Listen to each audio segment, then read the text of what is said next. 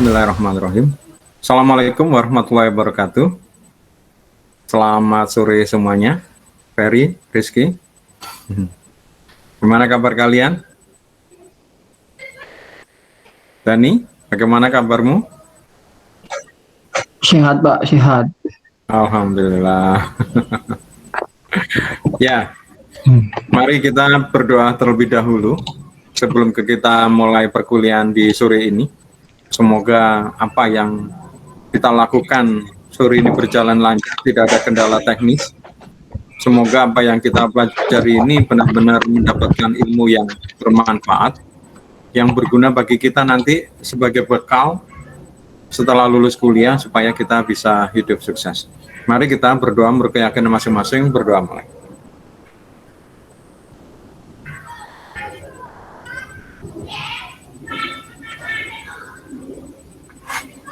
Selesai. Oke, sebelum kita melanjutkan perkuliahan sosiologi komunikasi di sore ini, mungkin ada yang ditanyakan terkait dengan materi sebelumnya.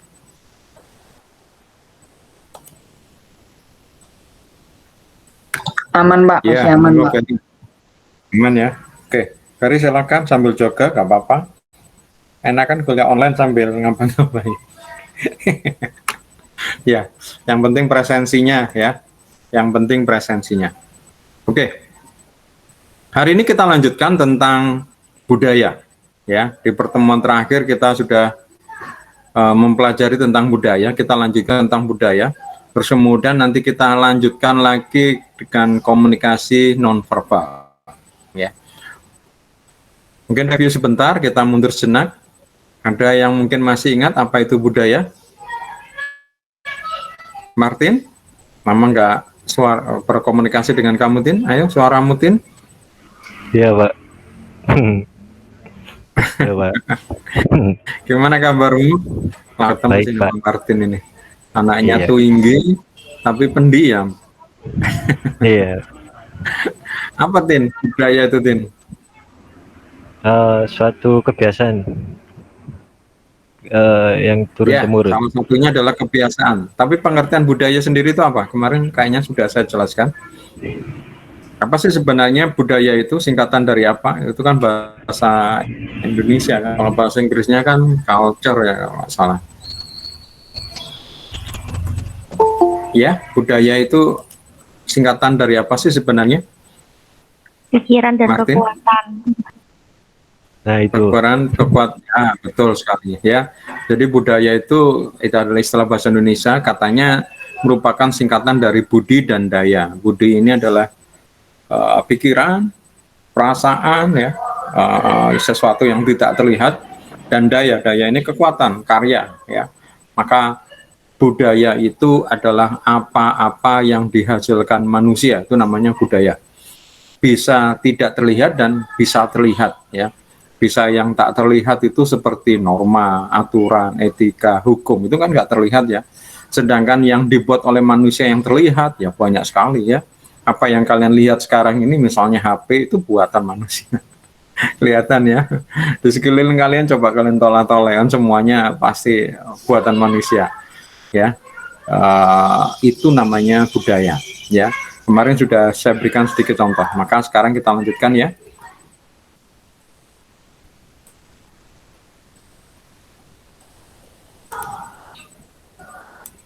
Oke, kelihatan nggak di tempat kalian? Kelihatan, Pak. Oke, ya. Kita lihat bahwa budaya itu ya terdiri dari dua. Yang pertama yang terlihat ya, fisik, dan yang kemudian tidak terlihat ya. Yaitu anggap saja budaya material dan budaya simbolik. Ya, ini kita mundur sebentar ya, sedikit aja. Oke, sebentar. Oke. Nah, yang material ini adalah yang kerap kaitannya dengan misalnya seperti seni ya, seni dan artefak. Seni itu bisa seni suara, seni musik, seni tari. Artefak itu kayak bentuk kayak patung ya, kayak topeng kayak gitu ya. Peralatan ini banyak sekali ya, hampir setiap manusia pasti memiliki peralatan, dan peralatan ini diciptakan supaya pekerjaan kita berjalan lancar. Seperti saya misalnya, supaya bekerja lancar, saya butuh peralatan saya, laptop misalnya ya. Pak dokter mungkin bekerja, peralatannya misalnya stetoskop. Pak tani, peralatannya misalnya adalah cangkul ya. Hampir semua orang pasti butuh peralatan ya. Pak montir itu butuh apa? Kunci ya. Banyak malah peralatannya ya. Nah, kemudian berikutnya adalah mesin ya. Mesin ini juga buatan manusia. Kenapa mesin itu dibuat? Kenapa mesin itu dibuat, Rizky?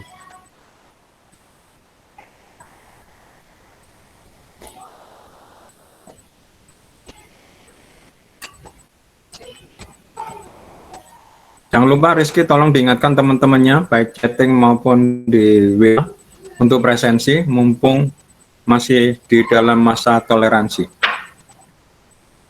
Apa Andri? Kenapa kok mesin diciptakan? Untuk mempermudah pekerjaan, Pak. Mempermudah pekerjaan, betul? Ya, betul sekali.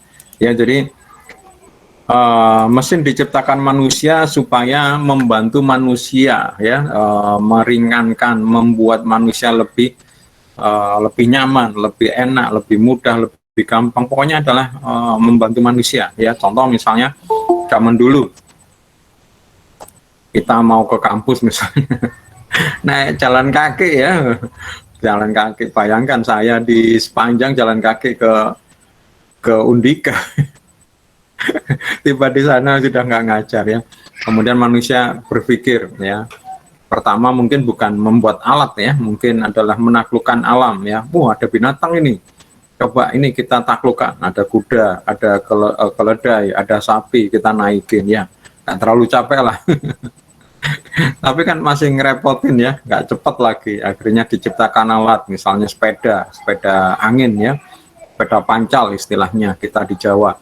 Lebih cepat ya, tapi masih tetap butuh manusia ini. Capek ini ya, kalau cuma hanya 5 kilo gitu buat olahraga. Tapi kalau kayak saya ke kampus Undika naik sepeda gitu ya, berangkat semangat, pulangnya ya nggak banget. Setiap hari ya. Ya. Nah, dulu kuliah masih mending ya, rumah saya ke kampus itu 5 kilo. Jadi saya setiap hari naik sepeda ya ke kampus ya. Tapi kalau sekarang nggak berani saya ya. Masih kurang bagus ya, kurang enak ya. Akhirnya manusia berpikir lagi, bagaimana kalau sepeda saya ini saya beri mesin. Diberi mesin namanya sepeda motor, tidak tenang guys ya. Tapi kalau hujan kehujanan, kalau panas-panasan diciptakan mobil ya, ada tutupnya. Itu contoh, itu namanya mesin ya. Berikutnya adalah senjata. Lupa. Senjata kok budaya, Pak? Iya kan, seperti yang sudah saya bilang bahwa semua yang diciptakan manusia itu adalah budaya. Pak, senjata ini kan ngeri, Pak, bisa membunuh. Ya, mungkin awalnya senjata itu mungkin sama seperti kayak peralatan ya, digunakan untuk membantu manusia. Ya, seperti kita berburu ya, butuh peralatan. Yaitu peralatan itu senjata, tombak, mungkin panah ya. Terus kemudian apa namanya, senapan ya. Tapi mungkin ya digunakan untuk mempertahankan diri karena ada binatang buas masuk ke rumah kita, maka kita perlu senjata. Atau mungkin dari bahaya orang yang mau merampok, mau mencuri atau apa, yang mau menakut-nakuti ya seperti itu. Tapi kemudian memang senjata ini digunakan untuk hal yang lain termasuk seperti perang ya. Senjata ini juga budaya ya. Jadi semua benda fisik yang diciptakan dan digunakan dan diapresiasi oleh manusia ini namanya budaya. Ini yang terlihat ya. Yang tidak terlihat kita namakan simbolik. Ini biasanya berkaitan dengan apa? Ide ya. Yang diasosiasikan sebuah kelompok budaya, termasuk misalnya cara berpikir. Cara berpikir itu misalnya kepercayaan, nilai, asumsi, dan cara bertindak ya, norma, interaksi, komunikasi, hukum, etika ya. Cara berpikir yang baik seperti ini, yang salah itu, yang benar seperti ini ya. Harusnya seperti ini ya. Itu berpikir ya. Kemudian cara bertindak ya, hukum ya, kamu nggak boleh begini, harusnya begini, kalau kamu begini akibatnya begini ya, seperti itu ya. Nah kemudian ada lagi, yaitu adalah tanda, yaitu simbol yang mewakili atau memberikan sebuah ide ya. Sedangkan gestur adalah cara manusia menggunakan untuk berkomunikasi tanpa kata-kata atau tindakan yang memiliki makna simbolik. Jadi gestur ini sebenarnya juga simbolik, ya, merupakan tanda juga, ya, tapi yang dibuat oleh tubuh kita, ya. Nah, sedangkan normalnya tanda itu mungkin bikinan manusia, seperti yang di pertemuan kemarin saya bilang, misalnya ada benda bulat, ya, diletakkan di pinggir jalan, di tepinya diberi warna merah, tengahnya putih, tapi di tengah-tengah ada seperti garis melintang, garis vertikal, ya. Nah, seperti itu. Itu artinya bahwa kita tidak boleh masuk ke jalan itu. Itu sebenarnya adalah tanda. Dan kalau kita lihat hampir semuanya itu tanda, ya. Seperti saya tadi ngajar di kampus itu pakai proyektor, ya. Proyektornya ternyata di meja saya nggak ada apa namanya remote, ya, nggak ada remote, ya. Saya minta seorang mahasiswa untuk menyalakan secara manual, ya. Kebetulan kok nggak ada yang mahasiswa cowok, yang ada mahasiswa cewek. Nah, mahasiswa cewek, saya bilang, kamu kalau nyalakan itu ada seperti lingkaran gitu, ya, hampir penuh, tapi di tengah-tengahnya nanti ada kayak garis horizontal gitu. Itu kan namanya power. Itu semua sudah jadi kesepakatan bahwa simbol seperti itu adalah power, ya. Tinggal ditekan itu nanti power yang warnanya biru itu nanti menjadi warna kuning misalnya, ya. Itu contoh, ya, tanda, ya. Kemudian berikutnya bahasa sistem komunikasi menggunakan vokal, suara, gestur atau tertulis merupakan dasar budaya simbolik dan teknik primer untuk berkomunikasi dengan orang lain. Nah, sekarang mungkin pertanyaannya, seperti sejak di awal yang sudah saya jelaskan, mengapa bahasa itu penting, ya. Bahasa itu penting karena budaya yang diciptakan oleh manusia bila ingin dipertahankan, ingin tetap lestari, maka itu harus diwariskan. Cara mewariskan budaya harus dilewat dengan bahasa, dengan komunikasi. Maka di sini kita langsung lanjut, nanti ada komunikasi lagi, yaitu komunikasi nonverbal. Artinya di sini kita belajar bahwa komunikasi khususnya lewat bahasa ini berarti juga merupakan bagian dari mempertahankan budaya. Kalau misalnya, ya, ada apa namanya budaya, tapi kemudian tidak ditransmisikan, diajarkan, dilestarikan lewat pengajaran, yaitu misalnya lewat komunikasi, maka budaya itu lambat laun akan mati, ya. Jadi budaya ini bukan sesuatu yang sifatnya alamiah. Budaya ini harus diajarkan, dan untuk menguasainya bisa dilakukan, yaitu juga harus belajar. Misalnya contoh, yaitu tadi hukum, ya. Kita kalau misalnya harus naik sepeda motor, maka sebelum bisa dapat SIM supaya kita bisa punya hak untuk punya izin untuk mengemudi di jalan, maka kita harus memenuhi syarat. Salah satu syaratnya adalah paham simbol-simbol tadi, ya, simbol aturan-aturan. Misalnya saya bilang tadi itu, ini dilarang masuk, kalau yang ini berhenti, kalau ini berjalan, boleh jalan, seperti itu. Itu sebenarnya adalah simbol dan kita harus tahu. Maka kalau kemudian ada misalnya ditilang terus kemudian bilang, Anda bersalah enggak Pak, gitu. Ini harusnya begini. Loh, saya tidak tahu Pak. Nah, itu yang salah. Karena sebenarnya semuanya harusnya memang belajar atau diajarkan. Khususnya kalau misalnya tadi itu pengemudi, ya berarti untuk dapat SIM harusnya belajar, ya. Ya, memang ada beberapa yang mungkin karena sesuatu hal yang tidak menarik, sehingga mungkin tidak diajarkan. Dan kemudian generasi penerusnya juga nggak mau belajar. Ya, misalnya contoh bahasa tulisan kita, yang tulisan Nono Coroko ini ternyata yang menguasai juga nggak banyak, dan mereka juga nggak mau mengajarkan itu. Dan yang muda pun generasi penerus nggak mau belajar. Ini saya nggak tahu nanti apakah lama-lama tulisan Jawa ini akan hilang. Ya, ini contoh gestur, ya. Oke, berikutnya adalah nilai. Nilai ini masih berkaitan dengan simbolik tadi yang tidak terlihat, ya. Yang material terlihat, yang ini yang simbol yang tidak terlihat, yaitu adalah nilai. Kepercayaan bersama tentang apa yang dianggap penting atau diinginkan oleh sekelompok manusia, ya. Misalnya ini yang dimaksud dengan baik, ini dimaksud dengan buruk. Misalnya, mohon maaf, buruk itu misalnya mencuri, ya, itu atau mungkin bukan baik atau buruk, ya, itu mungkin salah dan benar, ya. Baik itu misalnya kalau misalnya ada orang tua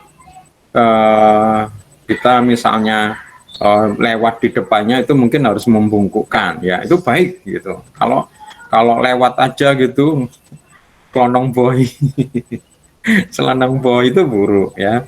Sedangkan salah benar misalnya kalau mencuri itu salah loh ya. Yang baik itu kamu nggak mencuri. Nah ini salah benar ya. Bahkan kemudian ada nilai lagi antara, mohon maaf, antara yang dimaksud dengan ganteng, dimaksud dengan cantik, yang dimaksud dengan jelek. Ya, aneh ya, bahwa ternyata manusia ternyata juga menentukan nilai-nilai ganteng dan jelek. Andri, kalau menurutmu yang dimaksud dengan cantik kayak apa? Cantik.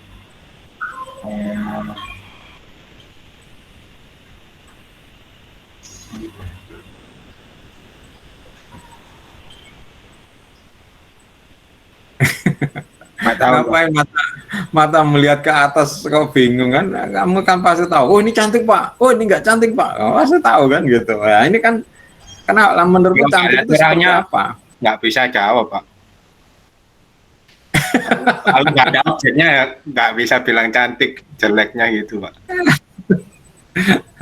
Ya, Alivia, yang dimaksud dengan ganteng itu seperti apa menurutmu?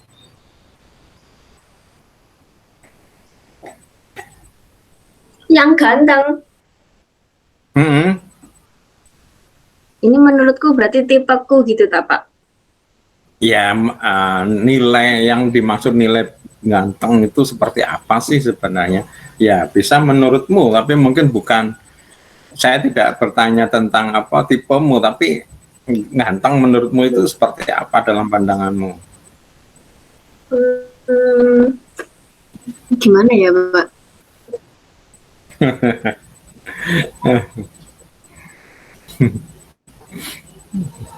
Kalau kamu Dan, yang cantik itu seperti apa Dan? Seperti Arlam DKV, Marlam tak? Arlam toh.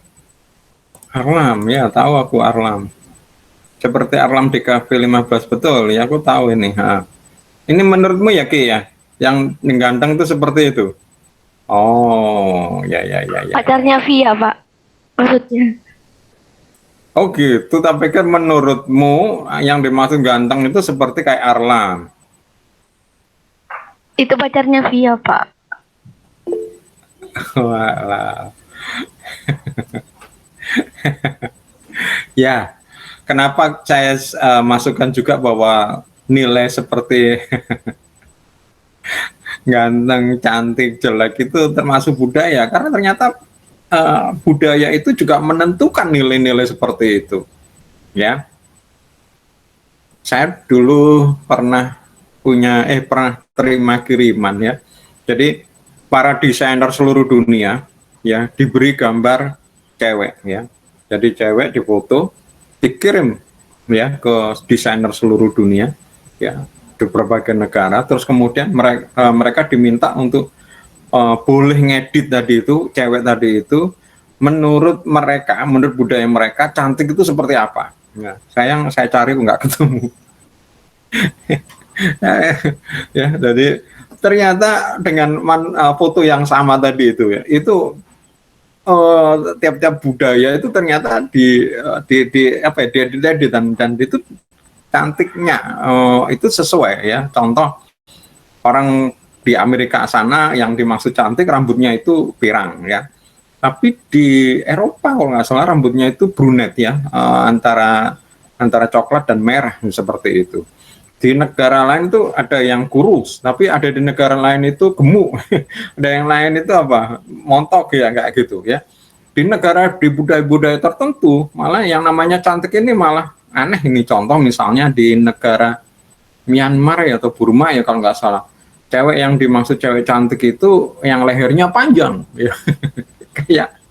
kayak apa jerapah, maka kemudian di lehernya ini diberi apa gelang ya sehingga kayak tertarik gitu ya, makin panjang gelangnya makin cantik itu menurut mereka ya. Ini saya bilang makanya ini nilai seperti itu. Di Kalimantan kalau nggak salah, di Dayak ya, cewek yang cantik itu yang telinganya panjang ya, maka telinganya ini diberi anting ya, antingnya besar sehingga kayaknya semakin manjang gitu ya. Di Cina ini yang dimaksud cantik ini kalau cewek itu kakinya imut. Cewek yang kakinya imut maka diberi sepatu yang sesek ya, sepatu yang kecil sehingga kakinya nggak membesar ya. Jadi kalau dibuka sepatunya, lu gadis ini kok sepatu kakinya kok imut, nah, itu namanya cantik menurut mereka. Ini contoh ya, contoh bahwa tampan, ganteng, jelek ini ternyata juga ada nilai-nilainya. Meskipun kemudian sekarang dengan adanya komunikasi, kemudian adanya transformasi, akhirnya nilai cantik ganteng ini memang kemudian dipengaruhi ya. Contoh misalnya saya amatin ini adalah gantengnya cowok itu di Indonesia itu kayaknya ada yang hampir mirip kayak gantengnya cowok-cowok Korea yang apa itu yang di boyband seperti itu. Ya ada yang namanya cowok ganteng itu seperti kayak boyband. Padahal saya lihat kalau cowok ganteng di boyband itu malah kadang-kadang terlalu cantik. Nggak ganteng ya, cantik ya. Ya, tapi ini sudah mulai juga ya, nilai itu kemudian secara lambat laun juga. Tapi kalau kita lihat di zaman dahulu, orang-orang tua kita misalnya memberi nasihat kepada cowok gitu, kalau nggak salah ada peribahasa di bahasa Jawa ya, apa itu, rambutnya hitam mengurai, yang bagaikan yang merurai ya, terus kemudian apa bibirnya apa kayak gitu kan ada ya, seperti itu nilai-nilai tampan dan cantik, dan itu termasuk budaya. Ya, berikutnya adalah norma. Norma ini adalah aturan atau panduan tentang perilaku apa yang dapat diterima dan pantas menurut sebuah kelompok budaya. Norma ini dikembangkan dari sistem nilai sebuah budaya. Norma ini bersifat spesifik untuk sebuah budaya, waktu dan situasi tertentu. Jadi norma ini ternyata khusus ya, dan norma ini juga apa ya, sebuah aturan, sebuah panduan untuk bagaimana kita perilaku. Ya, jadi aturan norma ini biasanya berkaitan dengan budaya. Ya. Contohnya apa Pak Yusuf? Ya banyak ya. Contoh dulu misalnya, saya nggak tahu sekarang masih diajarkan nggak sama orang tua kalian kepada kalian. Misalnya tidak boleh duduk di atas bantal itu. Nanti apa? Kalau duduk di atas bantal kenapa, Rizky? Utunan, Mbak. Kenapa Rosi? Utunan. Kamu percaya nggak kayak gitu? Enggak kayak Mbak. Ya. Itu namanya norma ya. Terus kemudian juga ya itu tadi kalau apa namanya ada orang tua ya, tapi itu lebih ke etika ya. Norma itu panduan untuk kita bersikap ya. Jadi yang seperti itu nggak boleh. Terus kemudian apalagi contoh norma-norma di dalam masyarakat kita, Olivia?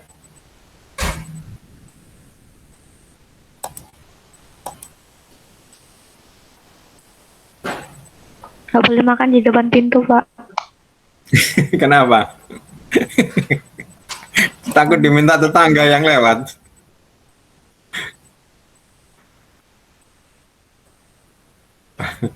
Ya, banyak ya norma-norma seperti itu. Kita lanjutkan. Kemudian ada hukum. Ya, hukum. Norma yang dibuat ya secara formal, artinya norma yang kemudian dinyatakan dalam keadaan tertulis ya, seperti itu, maka itu namanya hukum ya. Kalau norma tidak dinyatakan dalam keadaan tertulis, kemudian dibuka, diberi nomor dan kemudian disampaikan ke masyarakat, nah, norma itu tadi berubah menjadi hukum. Nah, sekarang apa bedanya norma dan hukum? Selain pertama, norma tidak tercatat, hukum tercatat. Norma sanksinya paling sanksi sosial, sedangkan hukum sanksinya adalah sanksi pidana ya. Jadi mungkin bisa dipenjara, didenda dan macam-macam. Nah, ini yang namanya norma formal atau bahasa yang kita kenal adalah hukum. Dan sama Norma dan hukum ini adalah aturan yang mengatur kita untuk melakukan perbuatan yang harusnya begini atau melakukan perbuatan yang tidak boleh begini. Ya. Yang contoh aja yang sepele yang tadi yang sudah saya sampaikan. Ketika kita naik motor mau masuk jalan, kita lihat di sebelah kiri itu ada tanda larangan tidak boleh masuk, ya artinya kita nggak boleh masuk, aturannya kita nggak boleh lewat situ. Loh Pak, rumah saya tuh teman yang mau saya kunjungi itu di situ Pak. Ya mungkin ada rute yang lain yang istilahnya bisa sampai situ. Nah, saya nekat aja Pak. Ya mungkin kalau ada polisi kena ini karena kalian melanggar norma yang sudah disepakatin hukum tertulis tadi, ya bisa saja mungkin kena sanksi. Sanksi itu mungkin denda atau mungkin berat, bisa dipenjara, ya hukum itu. Contoh yang lain misalnya itu tadi masalah yang kecil ya, masalah ya kalau istilah tadi saya sepele ya, bukan sepele tapi kecil ya. Yang lebih berat lagi misalnya mencuri ya, korupsi ya kayak gitu. Sedangkan berikutnya ada norma informal. Norma informal ini adalah norma implisit dan tidak dieksplisitkan. Contohnya norma tentang antri, ya. Seringkali hanya ketika seorang melanggar norma informal, kita baru mengenali bahwa norma tersebut ada. Jadi norma informal tadi itu ya sama dengan norma, ya. Jadi gampangnya norma itu ada dua, norma formal dan norma informal. Norma formal ini yang kita namakan sebagai hukum, sedangkan norma informal ini yang sifatnya adalah norma tadi, ya. Jadi kalau kemudian kita melanggar, paling ya mungkin kita ditegur, ya, atau mungkin dikucilkan ya misalnya, atau mungkin ya dimusuhi ya kan? Misalnya contoh kita bertetangga misalnya ya, bertetangga terus misalnya yang harusnya misalnya memelihara binatang tapi binatangnya kita lepas misalnya ya, kemudian misalnya mengganggu atau merusak tetangga, misalnya memelihara kambingnya dilepas, nggak dipasukkan ke kandang, akhirnya tanaman-tanaman bunga yang punya tetangga itu mungkin dimakan. Ya ini bisa nanti sebuah norma informal ya, kalau kemudian tetangganya datang dan kemudian melaporkan dan kemudian gampang aja menyelesaikan secara oke Pak, saya ganti aja bunganya, Bapak beli berapa, saya ganti atau saya tanam lagi kayak gitu.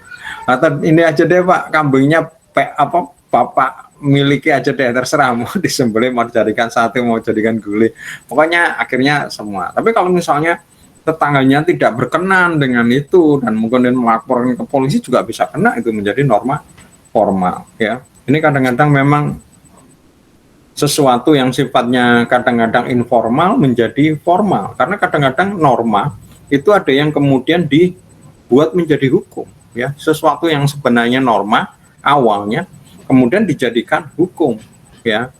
Contoh ya, seperti tadi tetangga ya, misalnya kita sama tetangga berhubungan karena memang hidup kita dengan tetangga, terus kemudian suatu ketika misalnya karena sesuatu hal kita membuat ngomongan ya, mengatakan ke dia misalnya itu omongan yang tidak enak, mungkin dia tersinggung, marah ya. Ini sebenarnya sesuatu yang normanya harusnya kita nggak boleh ya, nggak boleh.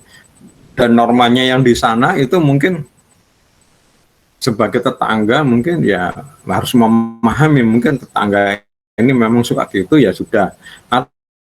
Atau kemudian dilaporkan ke RT yang lebih dituakan, ketua, terus kemudian mungkin didudukan persoalan, terus kemudian ditegur sama yang tadi ketua, tadi yang tetua tadi, entah Pak RT atau siapa, supaya ini salah dan minta maaf, mungkin seperti itu. Tapi ada beberapa kejadian yang kemudian ini melaporkan ke polisi, loh Pak bisa, tapi iya bisa ya, saya pernah beberapa tahu kasus seperti ini di mana tetangga ini kemudian melaporkan tetangga menggunakan pasal apa Pak?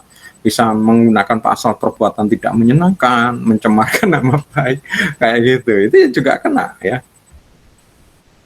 Oke, sekarang bagaimana untuk menegakkan norma? Seperti saya bilang tadi, kalau norma secara keseluruhan, yang norma informal tadi, untuk menegakkan itu diberi sanksi ya. Sanksinya itu ada dua, yaitu kalau bagus ya diberi hadiah, kalau enggak bagus ya dihukum. Cuma ya tadi di norma yang informal ini hukumannya mungkin hukuman sosial aja.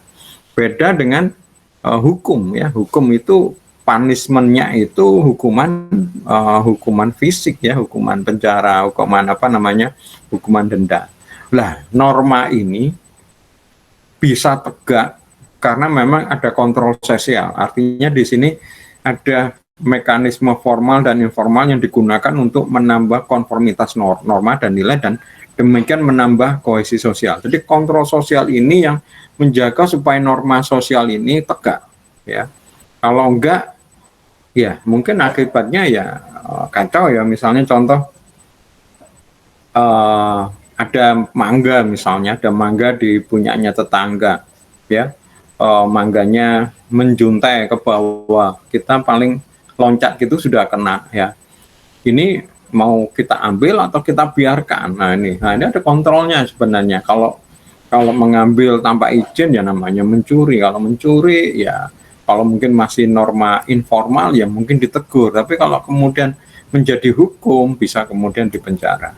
Ya, lah maka di sini ada namanya yaitu budaya dominan. Budaya dominan ini adalah nilai, norma, dan praktik sekelompok orang dalam masyarakat yang paling kuat ya, paling kuat dalam pengertian kekayaan, prestis, status, dan pengaruh. Ya, jadi ada beberapa masyarakat, ada beberapa orang di dalam kelompok budaya tadi itu yang mereka menentukan atau memiliki dominan ya, penguasaan terhadap yang dimaksud dengan budaya itu. Ya. Jadi sekelompok orang ini yang kemudian menegakkan norma ya, norma praktek dan macam-macam ya. Ini mungkin bisa terjadi karena kedudukannya, misalnya Pak RT, Pak RW, lurah, camat, macam-macam, atau mungkin karena kealimannya ustadz, kiai gitu ya, atau mungkin karena kekayaannya ya, atau mungkin karena status status sosial, misalnya keturunan ningrat, Raden Raden Mas ya, Raden Roro, Raden Ayu kayak gitu ya. Kemudian ada namanya subculture. Namanya sub berarti di dalam kelompok masyarakat itu masih ada lagi budaya-budaya kecil di dalamnya. Ada budaya secara besar, tapi kemudian ada budaya-budaya kecil ya. Itu yang di dalam kelompok itu mungkin agak berbeda dengan kelompok yang besar. Apa Pak Yusuf contohnya? Ya ini. Tadi di kelas saya memberikan contoh yaitu yang kan berkaitan dengan budaya. Saya tadi sempat cerita bahwa kayak di Surabaya budayanya ya budaya Surabaya. Tapi mungkin kalau kita perhatikan lebih detail, antara orang Surabaya bagian utara itu seperti mungkin Perak gitu ya, atau mungkin daerah Kenjeran sana ya, kan Kenjeran ya, daerah Bulak, Panteng, daerah Kenjeran yang mau jembatan Suramadu itu, atau mungkin daerah Perak situ, mungkin akan berbeda dengan Surabaya bagian selatan ya, misalnya kayak Rungkut atau seperti saya ini Menanggal gitu, dan mungkin berbeda dengan Surabaya bagian barat, daerah Benowo ya, terus kemudian Tandes gitu, dan mungkin berbeda dengan budaya Surabaya Timur kayak apa, Kenjeran, Keputih ya. Ini sama-sama budaya, tapi ternyata mereka punya karakter yang mungkin lebih kisi, yaitu namanya subculture ya. Kemudian ada counterculture. Counterculture ini adalah kelompok dalam masyarakat yang secara terbuka menolak dan atau secara aktif menentang. Jadi counterculture ini sekelompok orang yang tidak patuh terhadap nilai dan norma masyarakat itu, menolak gitu. Ada nggak Pak Yusuf contoh demikian? Saya kurang tahu ya, mungkin ada nggak ya kelompok yang kemudian menolak gitu. Tapi sebenarnya pilihannya bisa beberapa ya. Ketika misalnya di kelompok itu ternyata nggak suka dengan budaya itu, satu, kalau mereka misalnya lebih dominan, berarti bisa aja kelompok yang budaya yang tadi kan seperti saya bilang, budaya itu adalah ciptaan manusia dan itu kesepakatan. Kalau ternyata lebih besar menolak, ya mungkin hilang itu budaya itu, budaya yang lama. Atau kalau misalnya yang menolak ini kecil, pertimbangannya misalnya kamu patuh ya, terpaksa patuh, atau kemudian diem, atau kamu pindah ya ke daerah lain yang budayanya sesuai dengan budaya keinginanmu ya. Maka di situ ada istilah diusir, kayak kusir daerah desa atau apa, dikucilkan. Itu karena bisa saja mungkin mereka menolak dengan norma budaya di situ atau nilai-nilai di dalam situ. Ya, apa contohnya? Saya nggak tahu apa ini benar atau enggak. Misalnya contoh begini, di dalam masyarakat ya, namanya norma ya. Misalnya ada seorang cowok ya bertamu ke seorang cewek ya, maka ada normanya yaitu ada batasan jam ya. Apalagi kalau kemudian mereka di rumah itu misalnya sendiri, misalnya ceweknya sendiri, ada tamu cowok gitu. Ini harus ada batasan waktunya, misalnya jam 9. Jam 9 harus cowoknya pulang ya. Bagaimana kalau kemudian lebih sampai jam 1? Pasti nanti mungkin ditegur ya sama apa itu namanya, Pak Lurah, Pak RT, Pak Lurah enggak ya, mungkin Pak RT, Pak RW atau mungkin Pak Ronda Hansip. Mas mulai Mas iki bengi Mas. Ya kecuali mungkin keluarga ya, kerabat ya, nah, kayak gitu. Bagaimana kalau kemudian ini mereka cuek ya, atau mungkin sembunyi-sembunyi ya. Kalau ketahuan ya bisa saja, kalau mungkin saking parahnya mungkin diusir ya. Ada kejadian mungkin seperti itu ya. Kamu ini kalau seperti ini sudah, kamu jangan tinggal di desa ini. Ini contoh ya, counter culture ya. Tapi kalau itu bukan counter culture sebenarnya, dia cuma melanggar culture. Kalau counter culture itu kadang-kadang bikin kayak budaya baru lagi ya, yang berbeda dengan budaya yang sudah lama ya. Oke, nah ini yang penting. Coba kita mundur lagi sejenak ya. Masih ingat pengertian sosiologi? Masih ingat pengertian sosiologi?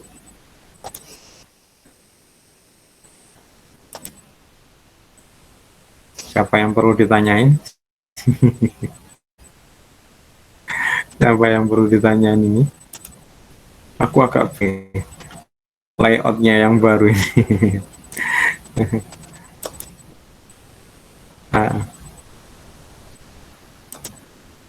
Kok layoutnya agak beda nih, bingung.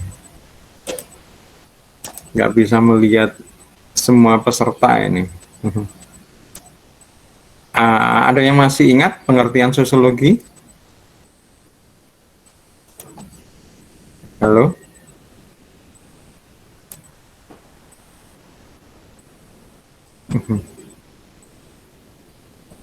Halo? Ada yang masih ingat pengertian sosiologi?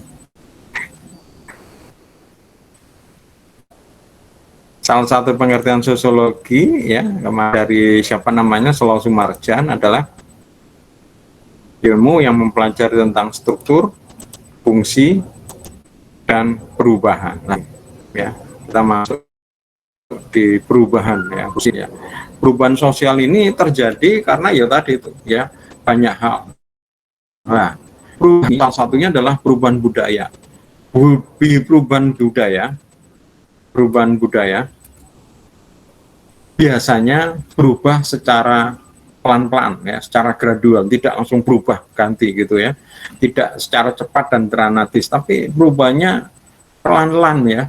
Pada suatu waktu sebuah subculture yang tadi saya bilang, subculture tadi itu ya mempengaruhi budaya yang lebih besar ya, dan kemudian jadi subculture tadi, budaya kecil tadi itu bagian dari budaya besar tadi, kemudian malah menjadi budaya dominan. Atau sebaliknya tadi itu ya, budaya yang tadi sebagai yang tidak suka ya, yang anti dengan budaya dominan, counter culture, ini bisa saja mungkin berkembang dan kemudian berubah menjadi budaya dominan. Sedangkan budaya yang dominan mungkin akhirnya terbalik menjadi budaya counter culture ya. Saya mau memberikan contoh ya, tolong saya dikoreksi kalau misalnya salah.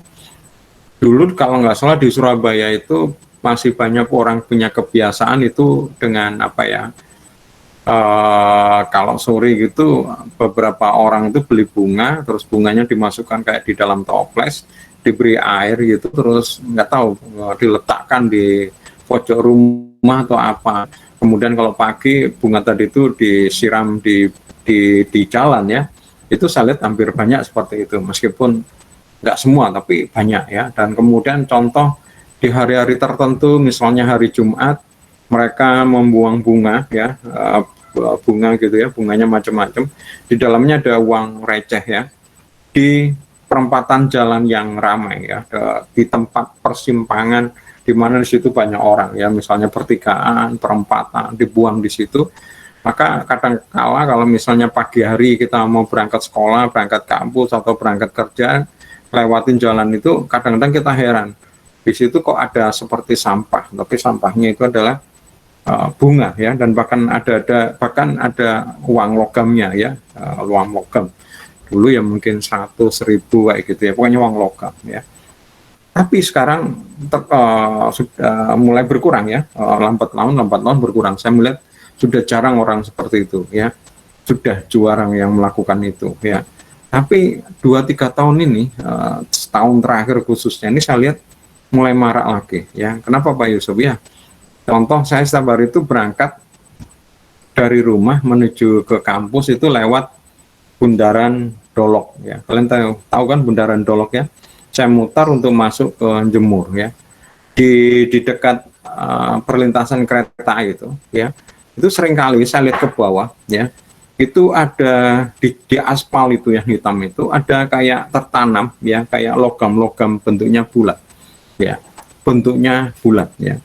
Itu saya mendengar itu adalah uang ya. Kenapa? Karena di dekat rumah saya itu ada pertigaan ya, pertigaan yang ramai sekali ya. Itu banyak juga uang logam ya, di situ tertanam di aspal. Karena mungkin kenapa uang logam itu? Karena di situ ada kayak polisi cepek ya, yang mengatur supaya kendaraan itu bisa melintas jalan raya. Kalau enggak susah ini, karena kendaraan ini kendaraan besar dan jalan besar, yang mau nyabrang susah, maka ada polisi cepek. Lah ketika dia yang menyeberang ini berhasil diseberangkan sama polisi cepek, karena kemudian ya, pengemudinya itu memberikan ucapan terima kasih misalnya di logam, tapi kadang-kadang saking cepatnya uang logam itu jatuh ya, terus kemudian nggak diambil. Lah itu kemudian dilindas. Maka kalau saya lihat di dekat rumah saya itu yang ada polisi cepek, itu di aspal tuh banyak uang logam yang tertindih di dalam aspal ya, kayak gitu. Tapi yang di Jemur ini saya itu heran, di situ nggak ada polisi cepek karena di situ ada lampu lalu lintas. Tapi di perempatan situ, perempatan ya, tapi perempatannya nggak persis. Itu di aspal itu banyak tuh uang logam. Saya mendengarai mungkin pagi hari itu ada orang buang yang tadi itu ya, norma yang tadi itu, kebiasaan ya, budaya dari turun temurunnya, dari nenek moyangnya dia, dari kakek, dari bapak ibu nenek kakeknya yang ke atas itu. Ya dibuang di situ, terus kemudian dilindas ya, seperti itu. Jadi kasusnya hampir sama dengan yang dekat rumah saya, tapi yang kali itu memang diberikan ke itu kemudian jatuh, nggak dipungut sama polisi cepek. Ini mungkin dibuang secara sengaja. Ya, ini contoh ya, budaya yang mungkin dulu dominan, terus kemudian menjadi hilang ya, dan bisa aja mungkin muncul ya. Oke, berikutnya kita lanjutkan bahwa setelah kita tahu bahwa ternyata untuk budaya yang berubah ya, maka untuk bisa budaya itu diwariskan ke generasi selanjutnya, maka perlu yang namanya bahasa, perlu namanya komunikasi ya. Tadi kalian sudah lihat bahwa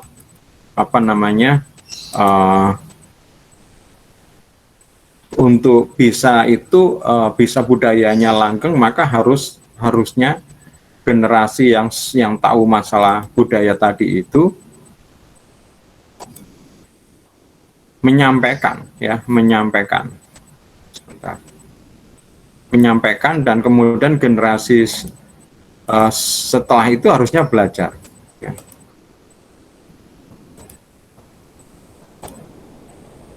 Nah ini di sini bentar.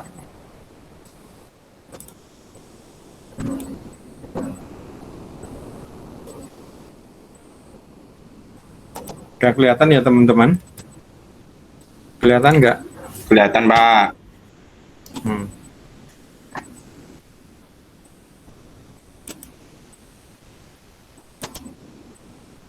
Kelihatan. Oh, aku belum ini ya. Belum di present, Pak. Iya, belum di present. Iya. Kelihatan nggak sekarang? Oh iya Pak, jelas Pak. Oke, saya lanjutkan ya. Kita lanjutkan di materi berikutnya yang dinamakan sebagai komunikasi nonverbal di berbagai budaya. Tadi ada kaitannya tadi dengan gestur ya. Nah, sekarang apa sih yang dimaksud dengan komunikasi nonverbal? Ya, ini coba kita lihat ya. Ini namanya apa ini? Mimik ya. Jadi komunikasi nonverbal itu salah satunya adalah mimik. Mimik itu adalah simbol tanda yang diciptakan oleh muka kita ya. Muka kita ini ada mata, ada alis ya, ada kening, ada mulut ya.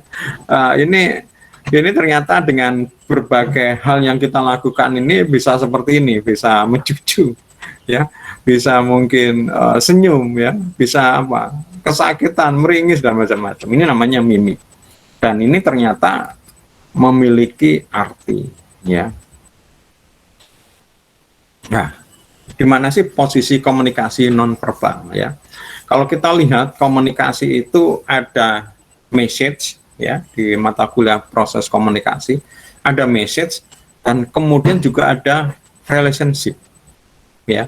Jadi komunikasi nonverbal, komunikasi harusnya ada message ya, seperti saya dengan kalian itu ada message yang saya sampaikan, tapi juga ada hubungan ya, saya dengan kalian, saya mahasiswa dan kalian adalah dosen saya, saya adalah dosen dan kalian mahasiswa saya, hubungannya seperti itu, relationship ya.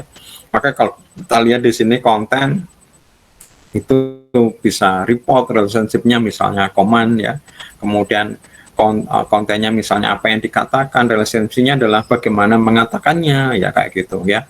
Nah, terus kemudian konten itu adalah verbal ya, verbal, dan kemudian relationship-nya adalah non verbal ya. Jadi konten pesannya ya, pesannya sifatnya adalah verbal ya, seperti saya ini ya, ngomong dengan menggunakan bahasa Indonesia ini adalah verbal.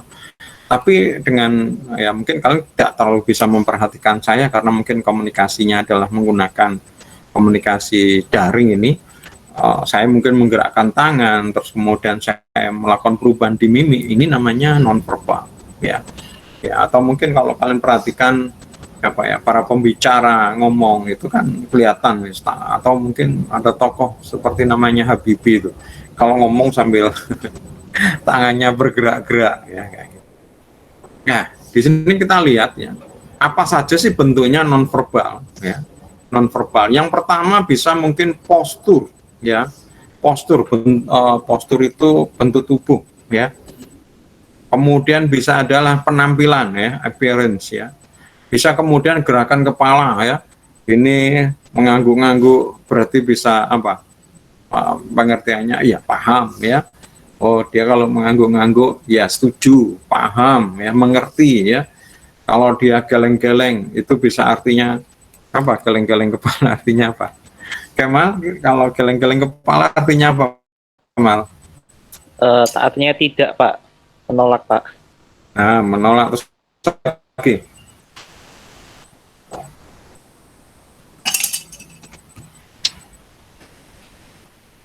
menolak, geleng-geleng itu gini-gini bisa berarti tidak setuju ya, tidak paham, menolak, atau mungkin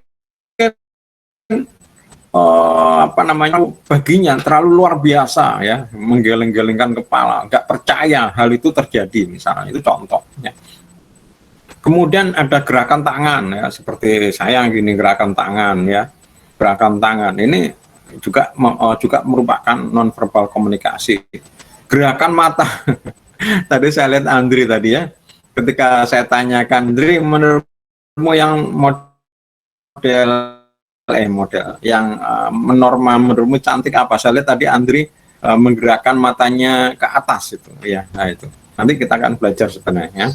Kemudian ekspresi di wajah kita ya, kemudian body contact ya, nyentuh misalnya, menepuk punggung ya, bersalaman ya, menepuk apa namanya, meletakkan jempol gini ya, itu pokoknya body contact ya. Kemudian kedekatan ya, posisi yang berdekatan, berjauhan. Ini ternyata merupakan komunikasi loh. Kalau kita lihat orang yang sudah akrab itu mungkin posisinya berdekatan ya.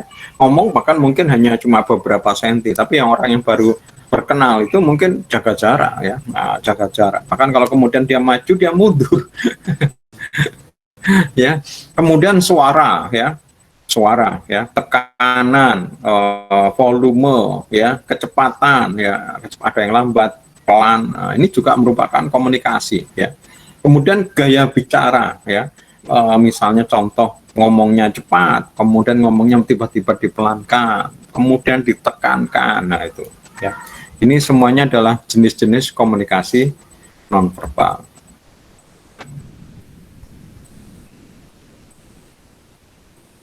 Nah ini kalau hubungannya kenal mungkin jaraknya ya deket ya deket ya, misalnya pasangan entah suami istri atau mungkin pacar mungkin itu. Sedang kemudian kenal mungkin seperti ini ya, secara sosial seperti ini. Tapi kalau nggak kenal sama sekali ya sekitar 3 meter. 300 cm itu ya sekitar 300 meter ya. Ini contoh ya.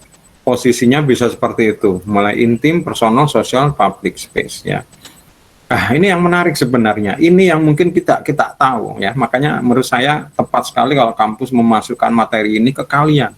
Dan itu sejak awal saya sudah menyampaikan pentingnya belajar sosiologi komunikasi ini karena ini. Apa itu Pak Yusuf? Ini loh. Ya, kelihatan ya di kalian ya.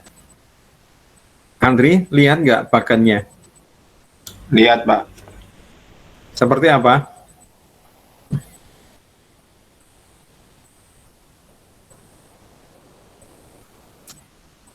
Tuh, kok diam? Ya, kita lihat seperti bulatan lingkaran ya. Terus kemudian kayak terbagi gitu ya. Kemudian kita lihat ternyata verbal itu cuma 30%. Sebagian besar komunikasi itu justru adalah nonverbal 65%. Maka ini yang kita harus mempelajari khususnya di sosiologi komunikasi ini saya masukkan supaya kita akan belajar lebih detail tentang komunikasi nonverbal. Karena nonverbal ini sebenarnya komunikasi yang justru dilakukan, porsinya besar. Tapi orang kadang-kadang tidak memahami ini, ya, tidak mau belajar gambar. Mereka sebenarnya kadang paham, cuma nggak mau memahami. Ya, dulu saya ingat waktu kuliah ini sampai saya belajar khusus karena di kampus tidak diajarkan. Padahal saya tertarik dengan tadi nih nonverbal karena selain nonverbal ini nanti kita belajar ya. Selain nonverbal ini ternyata porsinya besar. Nonverbal ini lebih jujur dibanding verbal. Ya, ketika orang mengatakan ini kata yang diucapkan itu mungkin berdasarkan keinginan dia dan itu mungkin tidak jujur. Tetapi bahasa yang disampaikan lewat nonverbal itu kita nggak bisa menutupi. Contoh misalnya begini, ya ini contoh ya, makanya kita harus belajar bahasa nonverbal. Misalnya seperti ini, kamu lapar nggak gitu? Enggak gitu ya. Tapi wajahnya itu misalnya kelihatan seperti apa ya, raut mukanya pucat atau apa. Katanya itu enggak, aku enggak lapar gitu. Tapi misalnya dari nada suaranya tadi itu yang volumenya itu kayak tergetar, ini berarti lapar sebenarnya. Nggak usah kita menunggu dia jawabannya kayak gitu, ayo kita mampir ke warung, kita istirahat dulu, beli makan sini ya, pasti mereka mungkin nggak nolak, mungkin awalnya nggak, aku masih gitu, tapi itu sebenarnya adalah verbal ya. Maka yang kita lebih percaya adalah sebenarnya adalah non verbal.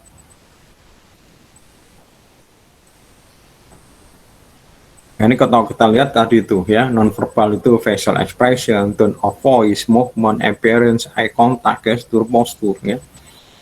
Nah, ini contoh ya, contoh masalah komunikasi non-verbal. Ternyata komunikasi non-verbal ini yang terkait dengan misalnya gestur ya, atau gerakan tangan kalau di istilah tadi itu ternyata juga ditafsirkan berbeda-beda di dalam budaya masing-masing. Makanya saya bilang tadi, kenapa kok komunikasi nonverbal ini terkait dengan juga budaya? Karena ternyata itu tafsirnya berbeda-beda.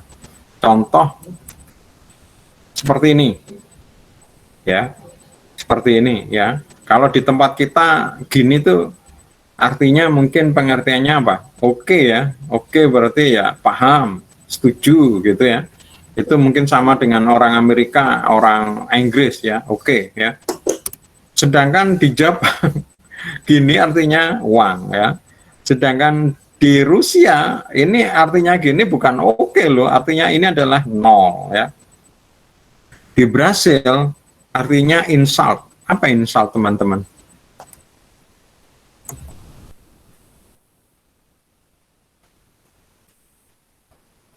Apa artinya insult? Ya. Nah, kalau di Brasil ketika ada orang begini, jangan seneng loh ya. Jangan seneng karena ini artinya menghina ya, insult ya, menghina ya. Jadi lihat sama ya. Ini pengertian beda. Contoh lagi saya lupa ya. Gini contoh ya. Gini, mungkin di beberapa budaya ya, yang dimaksud dengan gestur seperti ini akan senang seperti ini karena ini ya, bagus, baik, hebat ya. Gitu ya. Ini pujian ke itu. Tapi di sebuah suku di Afrika ini jelek ya. Jelek saya lupa artinya. Pokoknya jelek, negatif ya. Padahal kalau di budaya sebagian besar di budaya kita ini baik. Sebaliknya kalau kita diberi gini ya sama orang ya, di budaya kita ini buruk. Tapi di budaya sama di Afrika tadi itu hal seperti ini memiliki konotasi positif. Pak Yusuf kok aneh gitu ya. Nggak tahu itu kesepakatannya di sana ya. Karena sekali lagi budaya tadi itu terpengaruh dengan yang tadi itu nilai. Dan nilai tadi itu dipengaruhi tadi sama orang-orang tadi, dan itu menjadi budaya yang dominan. Mungkin ada yang tidak setuju, tapi karena ini dominan, ya tetap. Mungkin kecuali nanti sekarang ketika budaya terbesar dunia seperti ini mungkin akan mempengaruhi budaya-budaya di negara-negara dan mungkin berubah. Ya, misalnya contoh seperti ini sudah umum Pak, oke ya. Jepang meskipun uang di Brasil malah menghina, tapi mungkin lambat laun yang apa namanya counterculture tadi itu yang mungkin menang, akhirnya mungkin seluruh dunia memiliki arti yang sama seperti ini ya.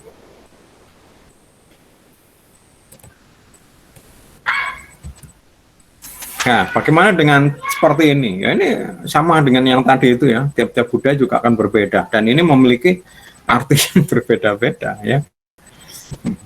Nah ini menurut kalian apa kira-kira menurut kalian ini si Presiden AS Barack Obama ini ngapain nih sebenarnya menurut kalian? Makna tangan di dalam saku. Bahkan dia kemudian tangannya kayak menggaruk kepala. Kemal? Ngambil HP, Pak. Boleh cerdas kamu Kemal ya. Ada yang mungkin setuju buat Kemal? Iya?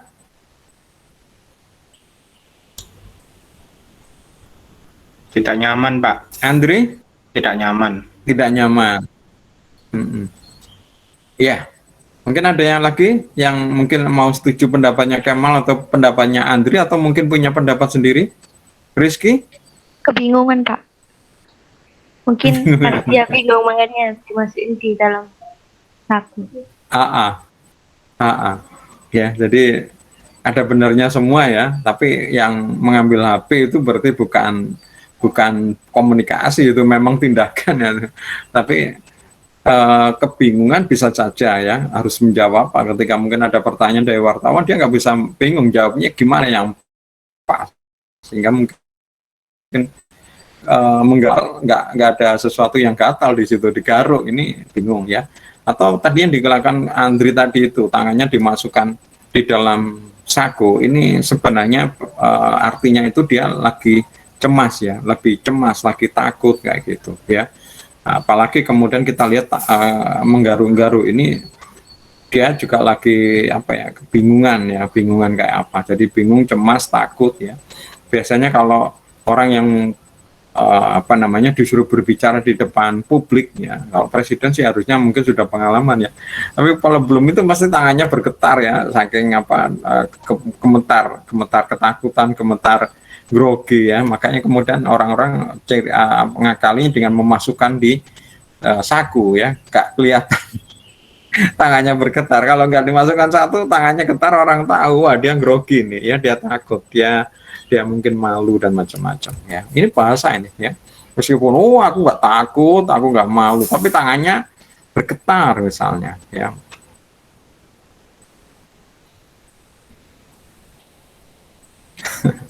Nah ini adalah budaya juga ya, menempelkan kepala. Ini mungkin salah satu budaya yang mungkin salam. Kalau sekarang salamnya sudah berubah lagi ya.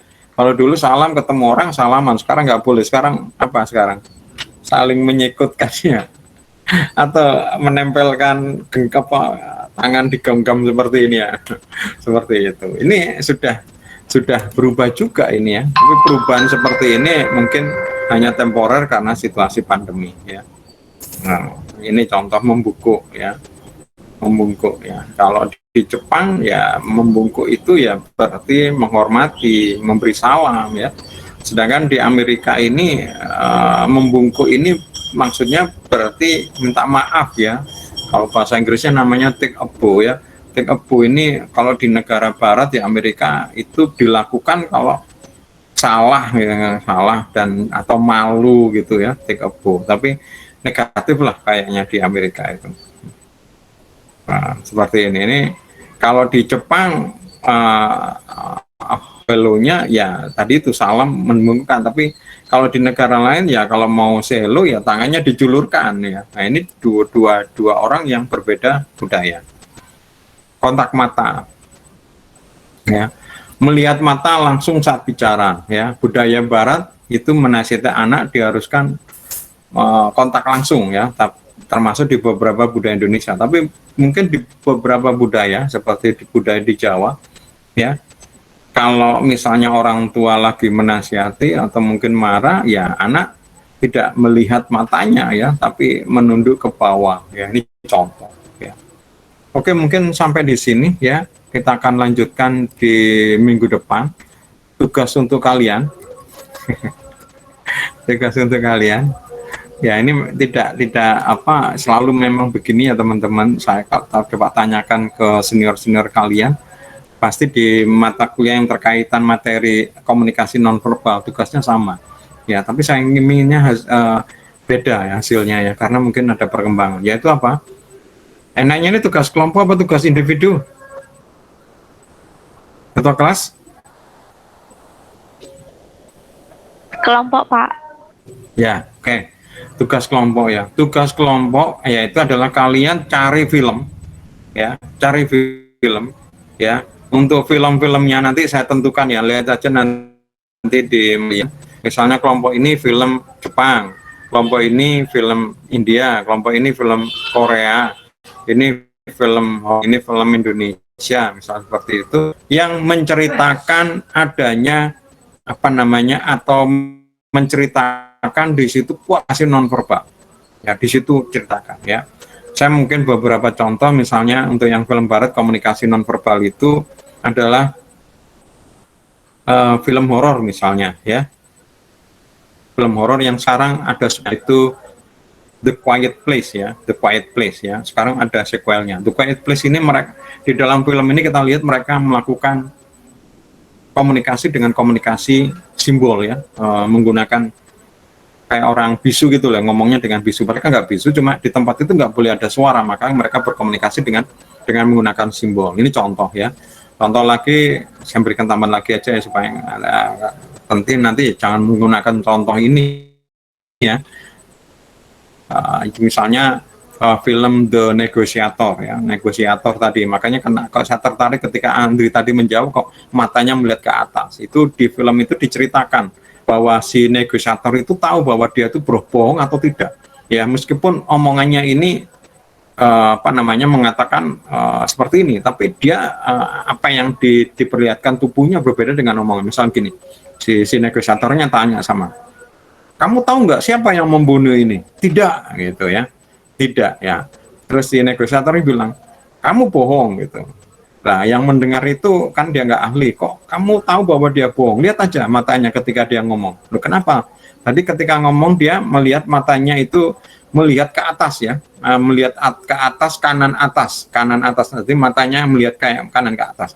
Melihat kanan ke atas itu mata itu berusaha menjangkau otak, namanya korteks apa saya lupa, di apa, otak kanan ya. Otak kanan itu di situ adalah tempat apa itu, tempat perasaan, tempat apa namanya, tempat perasaan, terus kemudian tempat apa itu, fantasi dan macam-macam lah. Dia berusaha untuk bagaimana mengarang lah gampangnya. Sedangkan kalau logika itu di otak kiri ya, di otak kiri. Jadi fakta, logika itu di otak kiri. Dia melihat di otak kanan karena ingin menjangkau pikirannya untuk menciptakan tadi itu khayalan, karangan. Jadi fiksi itu ada di otak kanan ya.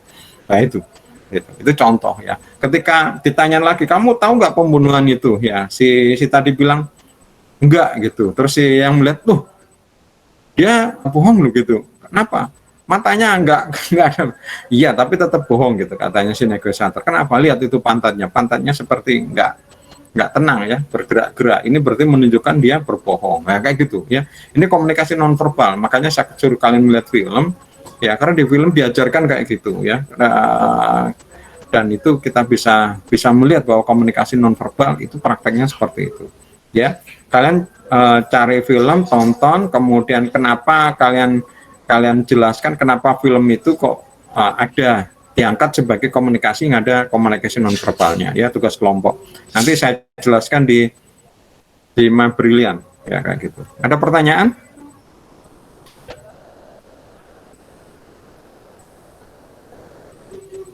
Ada pertanyaan?